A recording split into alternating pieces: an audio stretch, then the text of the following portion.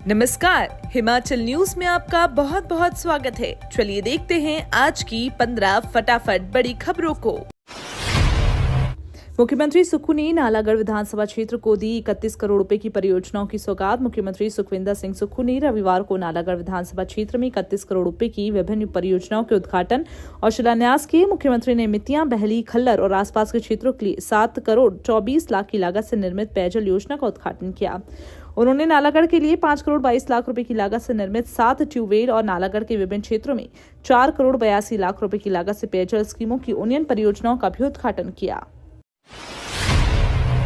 अध्यापक संघ ने शिक्षा सचिव को भेजे सुझाव। ग्रीष्मकालीन स्कूलों में 31 दिन की दी जाएं छुट्टियां। सरकार की ओर से जारी स्कूलों की छुट्टियों में प्रस्तावित शेड्यूल पर हितधारकों ने शिक्षा विभाग को अपने सुझाव भेजने शुरू कर दिए हैं। इसी कड़ी में हिमाचल प्रदेश राजकीय भाषा अध्यापक संघ ने 52 दिवसीय अवकाश को लेकर अपने सुझाव शिक्षा सचिव को भेजे। संघ ने 52 दिवसीय मौसम के अनुसार छुट्टियों को 2 प्रकार से निर्धारित करने की मांग की।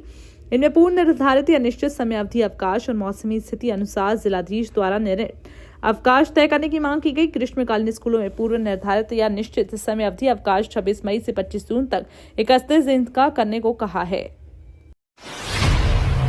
सीसीटीवी कैमरों से लैस हुए प्रदेश के सभी पुलिस थाने, पारदर्शिता के साथ बढ़ेगी निगरानी। प्रदेश हाईकोर्ट के आदेशों के बाद राज्य के सभी पुलिस थानों में सीसीटीवी कैमरे स्थापित किए। हाईकोर्ट के दायर हलफनामे के अनुसार प्रदेश के डीजीपी ने बताया कि इन कैमरों की लोकेशन और रखरखाव के लिए जिला स्तरीय निरीक्षण समिति और राज्य स्तरीय निरीक्षण समिति का गठन किया।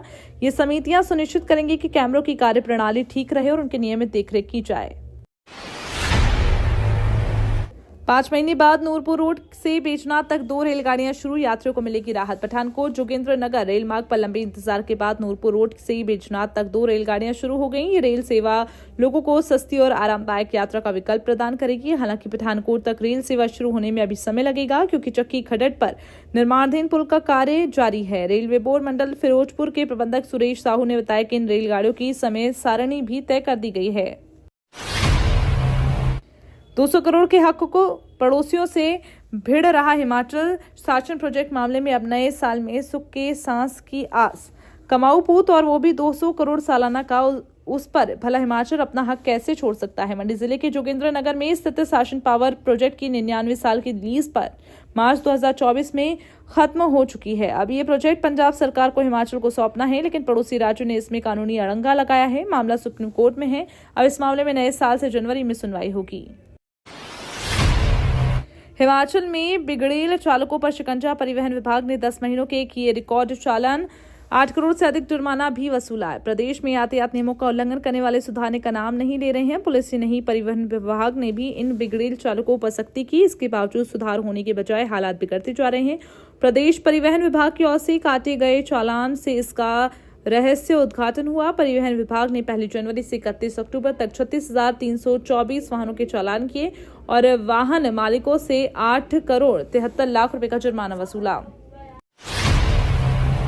उपकरणों की बड़ी लागत। केंद्र ने कृषि की इस योजना पर घटाई सब्सिडी। केंद्र सरकार ने अपने इस कार्यक्रम के तहत किसानों की बागबानों को मिलने वाली ड्रिप इरिगेशन स्कीम की सब्सिडी को कम कर दिया है। ड्रिप इरिगेशन के लिए लगने वाले उपकरण महंगे हो जाने की वजह से केंद्र सरकार ने सब्सिडी की मात्रा को कम किया। हिमाचल प्रदेश में पहले किसान बागबानों को पर ड्रॉप मोर क्रॉप योजना में 85% तक सब्सिडी प्रदान की जाती थी, जिसे घटाकर अब 55% कर दिया गया है।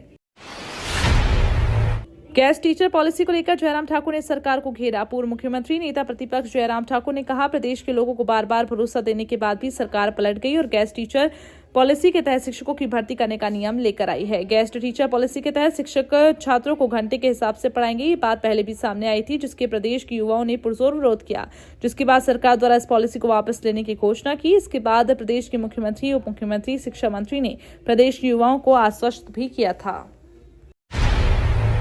जर्जर मकान, कड़ाके की ठंड में टेंट में रहने को मजबूर हुआ परिवार। सुक्खू सरकार से लगाई मदद की गुहार। प्रदेश में एक परिवार सर्दियों की कड़कड़ाती ठंड से बेघर खुले आसमान के नीचे रातें बिताने को मजबूर है। मामला जिला हमीरपुर का है। हमीरपुर मुख्यालय से मात्र 6 किलोमीटर दूर पर ग्राम पंचायत नीरी के गांव खग्गल का एक परिवार सर्दियों में खुले आसमान के नीचे टेंट लगाकर रह रहा है। खग्गल गांव के निवासी कमलजीत का परिवार टेंट लगाकर अपना जीवन बसर कर रहा है, क्योंकि 2 कमरों का कच्चा स्लेट पोश मकान जर्जर हो चुका है। पंचायत द्वारा पिछले 6 महीनों से घर बनाने के लिए प्रधानमंत्री आवास योजना के तहत पैसे देने का आश्वासन दिए जाने के बावजूद भी पैसे नहीं मिल पाए। आग लगने से 8 कमरों का मकान जलकर हुआ राख। 3 परिवार बेघर। कुल्लू जिले में आनी उपमंडल के अंतर्गत लफाली पंचायत के रुमाली गांव में शनिवार देर रात करीब 1:45 बजे 8 कमरों में 2 मंजिला मकान में आग लग गई। आग लगने की भनक लगते ही घर के अंदर सो रहे परिवार के सदस्य फौरन बाहर निकले। आग लगने की सूचना मिलते ही पूरे गांव में अफरा तफरी मची। ग्रामीणों ने अपने स्तर पर आग को बुझाने का प्रयास किया, लेकिन लकड़ी का मकान होने के कारण आग बड़ी तेजी से फैल गई। कांग्रेस ने संविधान को कमजोर करने की लगातार कोशिश की। केंद्रीय मंत्री किरेन रिजिजू ने कांग्रेस पर लगाया आरोप। केंद्रीय मंत्री किरेन रिजिजू ने रविवार को लोकसभा में प्रधानमंत्री मोदी की तरफ से की गई हालिया टिप्पणियों की तर्ज पर कांग्रेस की आलोचना की। कांग्रेस पर अपने हितों के अनुरूप संविधान के प्रावधानों को कमजोर करने का आरोप लगाया। केंद्रीय मंत्री ने कहा, कांग्रेस परिवार के अनुरूप और सुरक्षा के लिए संविधान के महत्वपूर्ण प्रावधानों में संशोधन किया है। उन्होंने कहा, कांग्रेस ने लगातार संविधान का अपमान किया, उसने इसके महत्व को कम करने का प्रयास किया। कांग्रेस का इतिहास ऐसे उदाहरणों से भरा है। शिमला में शरारती तत्वों का आतंक, कई कारों के शीशे तोड़े, स्टेपनी और सामान ले उड़े। प्रदेश की राजधानी शिमला में अब सड़क किनारे गाड़ी पार्क करना खतरे से खाली नहीं रह गया। आए दिन शरारती तत्व और चोर सड़क किनारे खड़ी गाड़ियों को नुकसान पहुंचा रहे हैं, गाड़ियों के अंदर से सामान चोरी कर ले रहे हैं। ताजा मामला शिमला के स्नो व्यू क्षेत्र में सामने आया, जहां छात्रों ने 3 गाड़ियों के शीशे तोड़कर अंदर रखा सामान और स्टेपनी सहित कई अन्य चीजें उड़ा ले गए। गाड़ी मालिक की शिकायत पर पुलिस ने मामला दर्ज कर जांच शुरू कर दी है। शिमला विंटर कार्निवल में धमाल मचाएंगे पंजाबी गायक सतिंदर सरताज। स्टार नाइट लगभग तय। राजधानी शिमला में 24 दिसंबर से शुरू होने वाले दूसरे शिमला विंटर कार्निवल में मशहूर पंजाबी गायक सतिंदर सरताज धमाल मचा सकते हैं। एक स्टार नाइट के लिए नगर निगम सरताज को बुलाने जा रहा है। सतिंदर सरताज ने इस बारे में बातचीत हो गई। अब इनके साथ शो फीस और तारीख को लेकर बात चल रही है। सतिंदर सरताज पहली बार शिमला विंटर कार्निवल में अपनी आवाज का जादू बिखेरेंगे।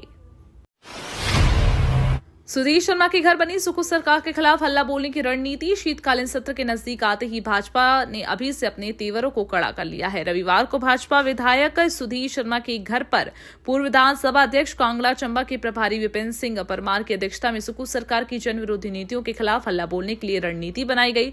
18 दिसंबर को तपोवन के जोरावर स्टेडियम में होने वाली जन आक्रोश रैली को लेकर भाजपा नेताओं कार्यकर्ताओं ने प्रण लिया कि विपक्ष सुकू सरकार को सदन के भीतर सदन के बाहर चारों खाने चित्त करेगा।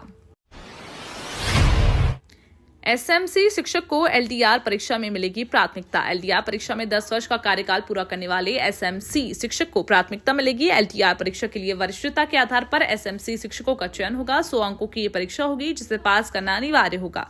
इसमें पास अंक 33 से 35 के बीच तय किए जा सकते हैं। शिक्षक परीक्षा दे पाएंगे जो शैक्षणिक योग्यता पूरी करेंगे। शिक्षकों का बीएड और टेट पास होना अनिवार्य होगा। हालांकि राज्य चयन आयोग से भरे जाने वाले शिक्षकों के 2800 पदों में एसएमसी को एलडीआर कोटा नहीं मिलेगा। आने वाले दिनों में होने वाली भर्ती में सरकार उन्हें मौका देगी। ये तो थी आज की 15 बड़ी खबरें। डेली खबरों से अपडेट रहने के लिए चैनल को सब्सक्राइब करना बिल्कुल ना भूलें। धन्यवाद।